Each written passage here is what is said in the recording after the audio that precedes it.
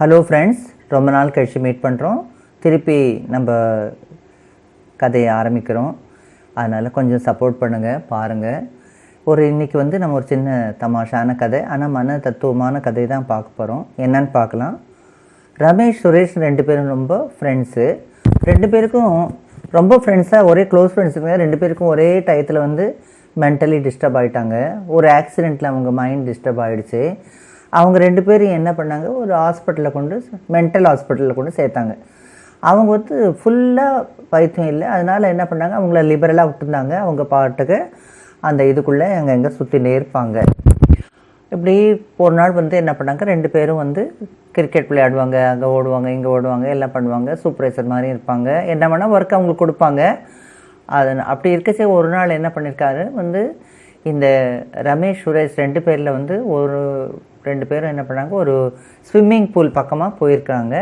அந்த swimming pool கொஞ்சம் ஆழமான பகுதி. அது வேலி போட்டு அடைச்சிருந்தாங்க. ஏதோ ஒரு இதில் அந்த வேலி உடஞ்சதுனால கேப் இருந்தது.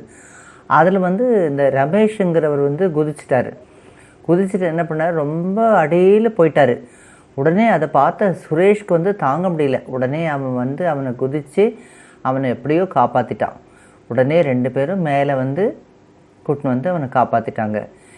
இப்போ என்ன பண்ணாங்க, இந்த ரமேஷுக்கு ரொம்ப அவனுடைய வீரமான செயல், ஒரு உயிரை காப்பாற்றிருக்கார் இல்லையா, அதனால் அந்த டைரக்டர் அந்த ஹாஸ்பிட்டலோட டீனு டைரக்டரை தெரிஞ்சுட்டாராம். உடனே அவர் சொன்னாராம், நீ நல்லா ஆகிட்டப்பா, என்ன உன்னை நான் ஹாஸ்பிட்டல்லேருந்து டிஸ்சார்ஜ் பண்ணலான்னு இருக்கேன் அப்படின்னு சொன்னாராம். ஆனால் என்னப்பா விஷயம்னாக்கா, நீ ஒரு ஃப்ரெண்டை காப்பாற்றினியே, அவன் பாத்ரூமில் சூசைட் பண்ணிட்டான்ப்பா அப்படின்னு. எங்கோ எப்படி தூக்கில் போட்டு தொங்கிட்டான்ப்பா அப்படின்னு. அதுக்கு இந்த ஃப்ரெண்டு சொல்கிறானா, டாக்டர் அவன் தூக்கிட்டு தற்கொலை செய்யலை டாக்டர், அவன் மழையிலே அந்த வெள்ளத்தில் நீச்சல் குளத்தில் நனைஞ்சிட்டானேன்னு நான் தான் அவனை அங்கே காய வச்சேன் அப்படின்னா. அதில் எப்படி இருக்குது பாருங்கள் இந்த மாதிரி கதை. இருந்தாலும் பைத்தியங்கள்லாம் நம்ம முழுசாக தெளிஞ்சிட்டாங்கன்னு நம்ம நிம்மதியாக இருக்கக்கூடாது. அவங்ககிட்ட உஷாராக இருக்கணும், ஜாக்கிரதையாக இருக்கணும். ஆனால் அதுக்காக ஹாஸ்பிட்டல்லேருந்து வந்தவங்கள நம்ம அவமானப்படுத்தவோ அதோ பண்ணக்கூடாது. அவங்களும் மனிதர்கள் தான்.